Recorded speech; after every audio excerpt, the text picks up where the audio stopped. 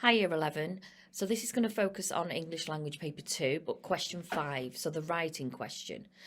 I am only going to focus on AO6 though, which is the mark out of 16. So remember, for this question, there's 40 marks available, 24 for what you write and 16 for the overall technical accuracy.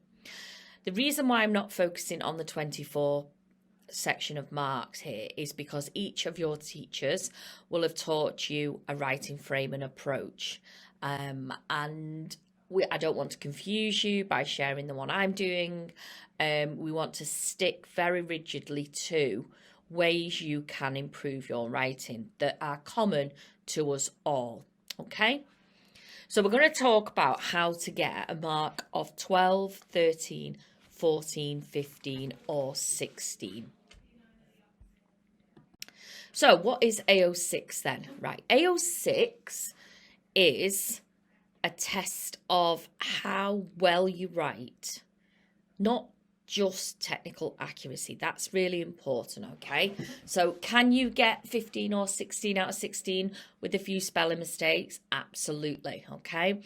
What they're looking at when they mark your work is the range of vocabulary, the range of sentences, spelling and punctuation. Okay, so they're looking at 4 areas, and it's not that they give each one a mark out of 4, but it's useful to look at it like that, because some people think that if their work is 100% accurate, they should get 16 out of 16, but they might only get something like 8 or 9 because they haven't got the other areas in place. So this is what we're looking at: sophisticated vocabulary, how we get a range to our sentences, accurate spelling, and a range of punctuation.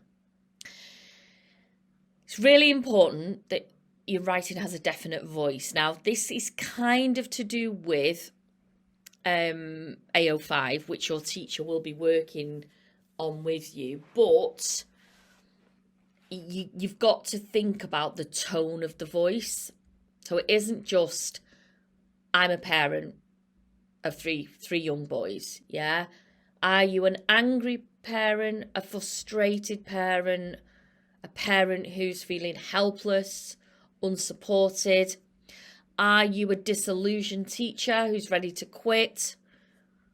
Are you an angry doctor who's fed up of the strikes? You've got to create that voice. And when you create that voice, that's when you start thinking about your vocab, your sentences, and your punctuation. So let's talk about vocabulary. You do have to use an extensive range. That for me is difficult to do. You know, we can't get away from the fact that a very, very, very small number of students get a mark of 15 or 16. But if we were trying to get 12, 13 or 14, having 5 or 6 words in the piece that signpost that you are using sophisticated words would really, really help matters. And really, there's 2 types of vocabulary you can use in writing like this. So there's vocabulary that suits argument writing and vocabulary that suits description. Now, in your writing, you are probably talking at some point an anecdote through, an example, a descriptive example. My class are looking at that student called Billy, for example, or you might be doing a picture this moment or an imagine moment, and that's where you can go to town on your vocabulary. So in terms of sounding academic, powerful, and authority on what you're talking about, you need to use vocabulary that matches that. But if you just throw random words into your sentences, your work can sound very, very clunky, and the words sometimes could actually undo the good of the writing. So try to use what I call academic vocabulary phrases. Yeah, so you'll see there's some examples there. I put in brackets what the words mean. I'm not going to read through everyone, but, you know, these are examples of what I'd be looking for if I was to award a mark of 12, 13, 14 or 15, because this is the paper that I mark on. Some of these would work in any writing. It doesn't matter whether it's on education, healthy eating, travel. Yeah, there's always going to be a problem identified. So this idea of exacerbating the problem or wanting to unreservedly advocate something, you know, if you can learn some of these phrases, it will really, really enhance your writing. So let's think about how we can use writing and description to our advantage when we talk about vocabulary. So we always ask you to give an anecdote because that allows you to really, really craft your writing. Think about how brilliant your narratives are. Yeah, your narratives are brilliant because there's so much description in them. With this kind of writing, it can sound very boring unless you really try to include some description. So let's say, for example, that you're arguing about the unhealthy state of the UK. You're using an anecdote. This is where you can sort of bring some of your vocabulary in. For example, his lamentable state of physical health had reached crisis point, and his addiction to indulgent desserts was causing his face to lose that youthful vitality. You know, if I'm going to be reading vocabulary like that, I'm going to be thinking straight away grade 9. Enthralled by the allure of sugary snacks, Billy navigates his daily life with an unwavering fixation on where his next sugar hit will come from. Again, really well chosen vocabulary.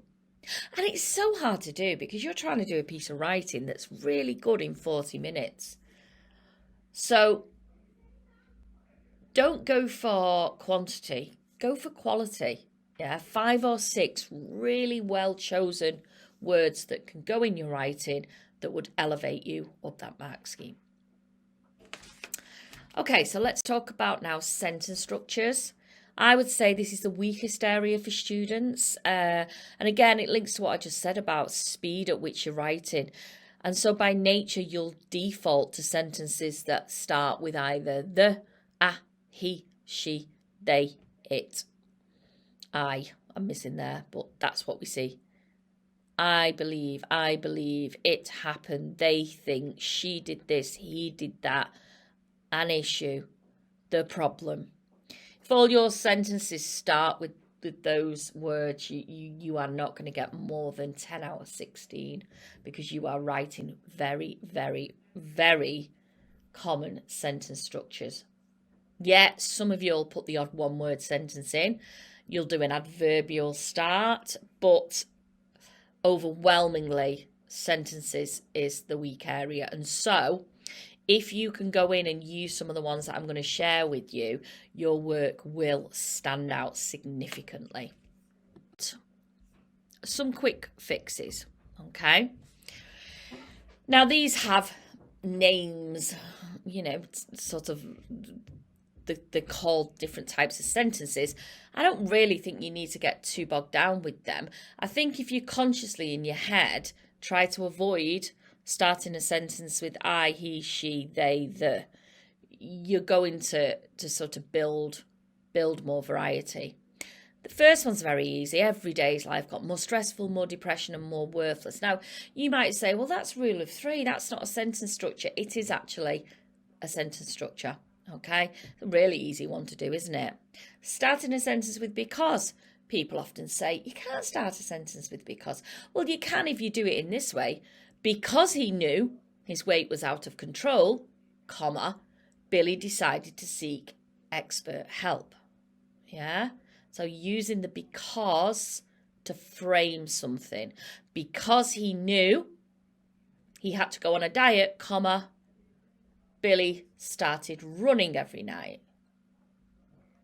Because he knew he's at risk of diabetes, comma, Billy started to.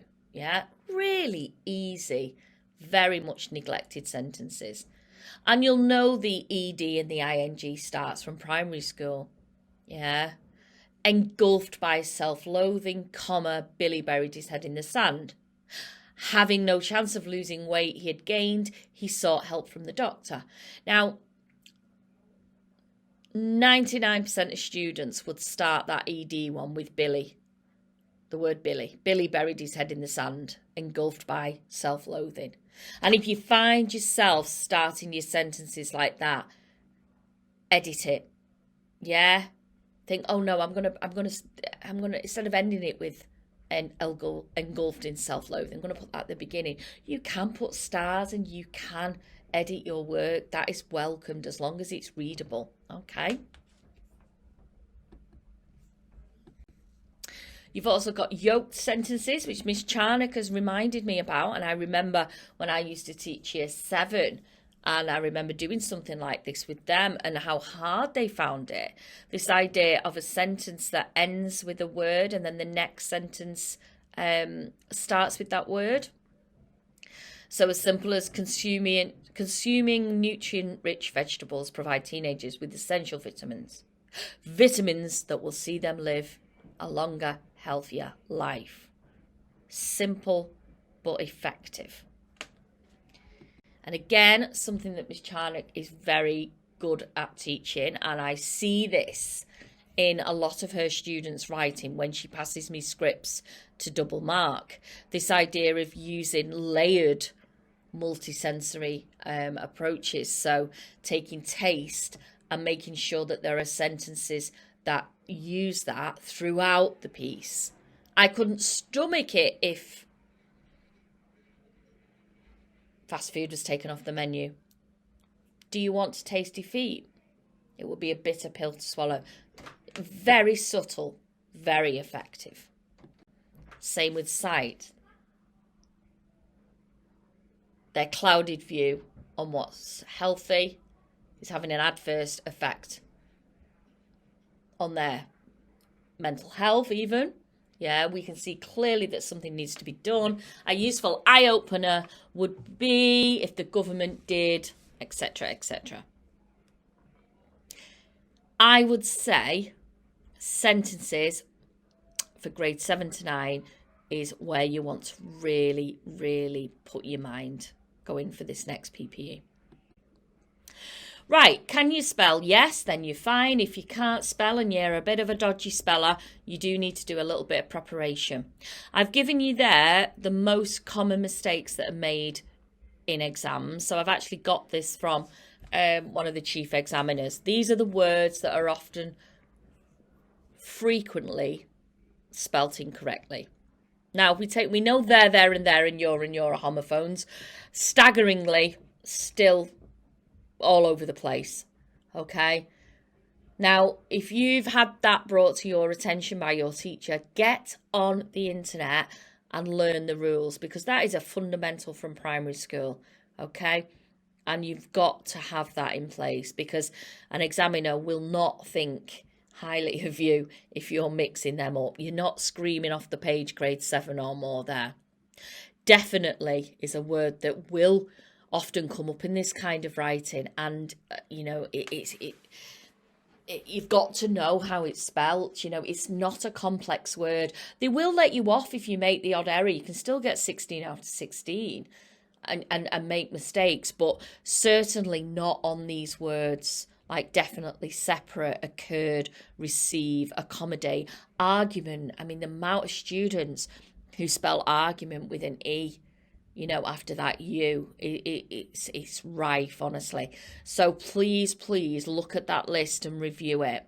I know in my class, when I've looked at writing, I've circled all the errors and I've said, go away and learn these words if you're going to use them. And if in doubt, don't use that word, okay? Use a word that you can spell. Right, so when it comes to punctuation, there's 2 things to do here. You've got to have the basics in place, the full stop, the comma, the capital letter, the question mark, and most importantly, the apostrophe.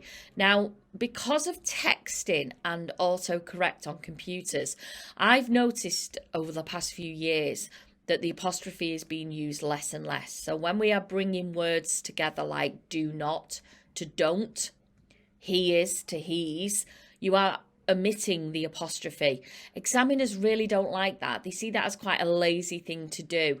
So I think it's probably the one thing that I circled the most in writing at the minute. So can you really be very careful in your PPE around that?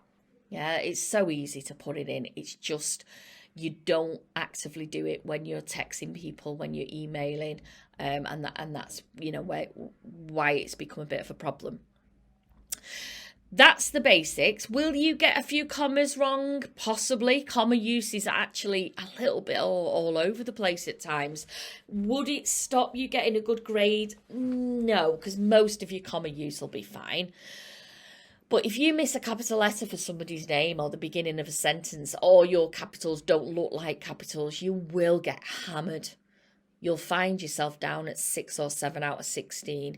So you must proofread it as you're going along. They also want a range of punctuation. So this one's twofold, accurate and range, okay? So try to use brackets once, colon once, semicolon once. Yeah, things like hope it all but disappeared. Billy knew it was time to change. Use of the semicolon there.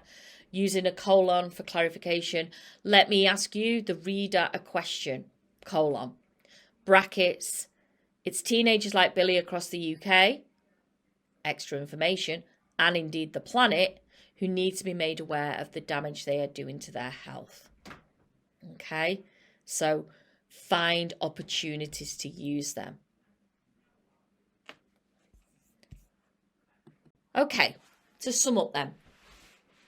When writing your question 5 in the exam, which you're going to start with, craft it. Don't just write it, craft it. We want to see conscious vocabulary. Don't expect to have these words milling around your head unless you go through this PowerPoint and what your teacher's done with you in class and learn some key words. Punctuation, as you're going along, punctuate. Think, oh, I could put that in brackets, or do an asterisk in the margin and put something in brackets, yeah? You've got to write less and craft more. A good answer, yeah, will be anything between a side and a half for someone with very small writing to 3 sides. Please don't go over that. No examiner wants to read more than that, okay? I don't know how many times that you can say to a student, check your writing, and they quickly read over it. Checking your writing is checking everything. Asking yourself constantly as you go through, have I used the best punctuation there? The best word? Yep, all my paragraphs are in place. Let me just run through it and check every time I name somebody. Have their name got a capital? Let me have a quick look at my use of your and your, because I know sometimes I get that wrong. That's checking. We would rather you write for 30 minutes and check for 10 than write for 38 minutes and check for 2. Because the average mark out of 16 across the country is 7 or 8. Now, it's not hard to get 11 or 12. Yeah, so you think about a grade 7. If you were to get 11 or 12 on this part and you've answered the question, you know, you've got potential there of bringing in 30 marks overall. Well, we only think you're going to need about 53 for a 7. So again, some of you, if you put the time into this writing, it might actually turn out better than your narrative. And think about that, because you've got superb narratives.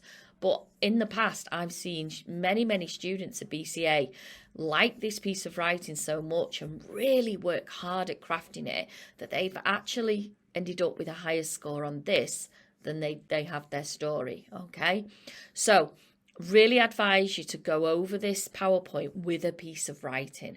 So if you've done one in class and you've practiced it, it'd be really worthwhile from a revision point of view to just sit there and go through it and go, right, how could I improve this? Yeah, it's not about doing thousands and thousands and thousands of question 5s. This is about having a question 5 that you might think is a grade 7 and going through it and thinking, right, Let me highlight some words that I could improve, or phrases.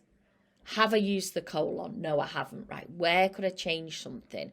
And just edit your work. And the more you do that, the better score you will get in that exam. Okay, thank you.